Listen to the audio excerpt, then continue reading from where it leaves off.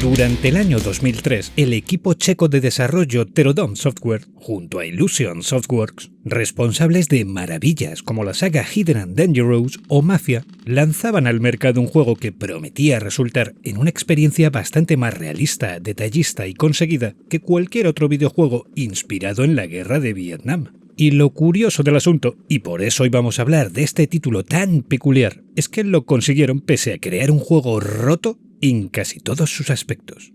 Imaginad un juego en el que las armas tienen en cuenta un cálculo de retroceso realista, una trazada de la munición creíble, en el que mejora la puntería si estamos apoyados o en cuerpo a tierra, y en el que el entorno realmente sirve para que los enemigos sean prácticamente indetectables en no pocas ocasiones. Sumadle además que peculiaridades de aquel conflicto, como las trampas ocultas con estacas punji, las trampas explosivas, los túneles bajo tierra o los mortales resortes de bambú, pueden aparecer en cualquier momento y en cualquier lugar de la selva.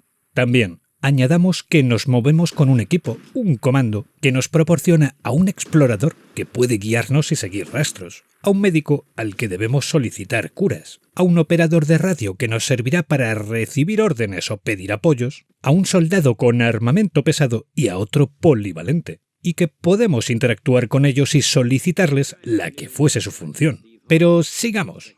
Estos soldados tienen una personalidad propia, centenares de líneas de guión, unos más que otros, y actúan en la mayoría de las ocasiones según su criterio. También tengamos en cuenta que es un juego de corte realista. La mayoría de las veces un solo tiro acabará con nosotros, y las trampas son mortales de necesidad. No hay botiquines, y si nos quedamos sin munición, tendremos que robarla de los cadáveres enemigos. Por finalizar con estos detalles, también es un juego con una guionización extraordinaria de cada misión, con centenares de documentos que aportan info real y con un sinfín de registros que nos permiten rememorar al detalle cada misión o conocer al dedillo a cada integrante del equipo, junto a una serie de misiones que pueden ser de rescate, a bordo de vehículos, de exploración o de defensa. Y todo esto en pleno 2003, junto a un apartado gráfico que pretendía resultar fotorrealista para su época y que presumía de contar con unos entornos gigantescos y mejores que los de la competencia. Y lo cierto es que todo esto estaba, pero estaba medio roto. Sí, la puntería era realista, pero solo para nosotros, porque un soldado del Vietcong podía acertarnos desde 500 metros en la cabeza con solo asomarnos un segundo desde nuestra cobertura. El equipo nos acompañaba y cada uno tenía su función, pero se desplazaban de forma muy irregular. Se quedaban atorados donde no debían o la mayoría de las veces actuaban de una forma bastante ilógica. Los entornos eran fantásticos, pero en muchas ocasiones los enemigos ni lo aprovechaban. Los gráficos querían resultar fotorrealistas, pero consiguieron una especie de acabado a lo Max Payne a lo pobre. Y si bien no estaba mal teniendo en cuenta todo lo que movía y que realmente se daba en mapas muy amplios, tampoco fueron lo que prometieron. Y ahora viene la parte más interesante de todas. Pese a que todo lo que anunciaron estaba presente de forma bastante irregular, Vietcong fue un juego que encandiló a prácticamente todo aquel que lo jugó en su día. Porque pese a su irregularidad, realmente transmitía el peligro de moverte por un entorno selvático hostil y en el que en cualquier momento podía aparecer un enemigo de literalmente cualquier lugar, generando en el jugador la sensación de ser altamente vulnerable. Y parte de sus defectos sumaban a esta sensación, algo que también se magnificaba gracias al hecho de que o ibas con pies de plomo o en cualquier momento una trampa acabaría con tu personaje. Al compararlo con otros shooters de su época, Vietcong casi que se siente como un survival a su lado. Y pese a ser injusto, tener un balance imperfecto y mostrar sus costuras más de la cuenta, fue un título que supo añadir todo aquello que llamaba la atención de aquel conflicto y lo adornó con un guión que recordaba el de una teleserie. Es más, se notaba en no pocos momentos que se inspiraba en films como Apocalypse Now, Platoon, La colina de la hamburguesa o El cazador, pero sobre todo en la mítica serie Tour of Duty, que aquí en España conocimos bajo el nombre de Camino al infierno. Y a este nivel, al narrativo, también supo situarse en sensaciones por encima de la media.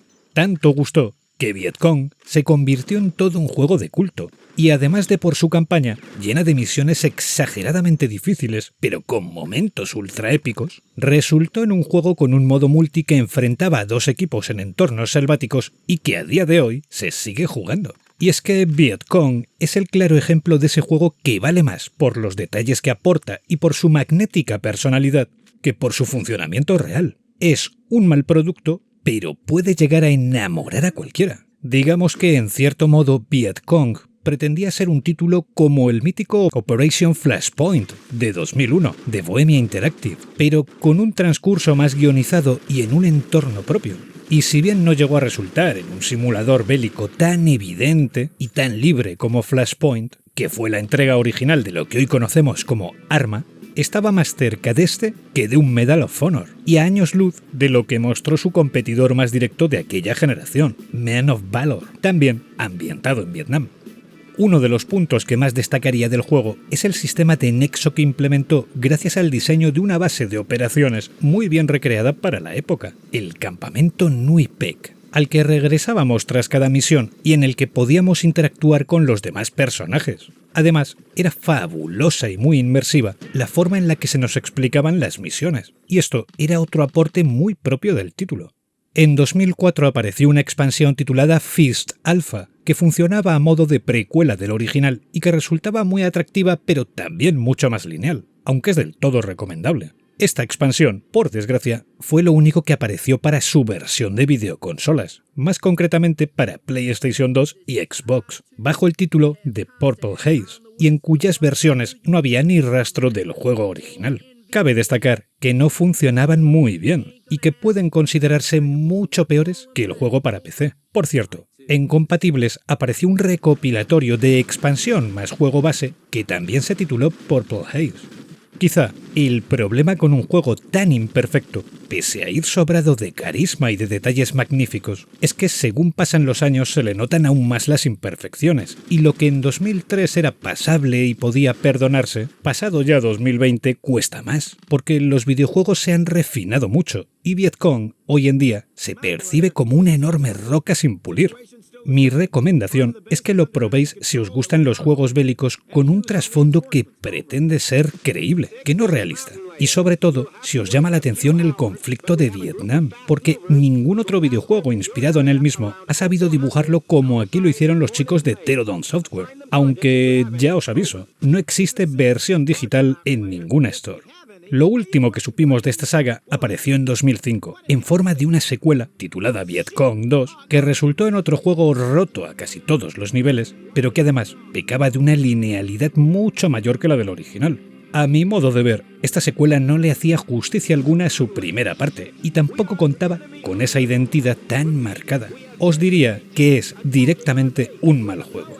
Es posible que la mejor forma de acabar este vídeo sea lanzando una pregunta. ¿Puede un juego claramente imperfecto ser considerado genial? Y la respuesta creo que es sí, siempre que aporte detalles únicos y que transmita algo fuera de lo común. Y este es el caso de Vietcong, un juego que por no pocos fans y usuarios sigue siendo considerado como uno de los mejores juegos bélicos de todos los tiempos, e insisto, pese a todos sus quiebros y roturas.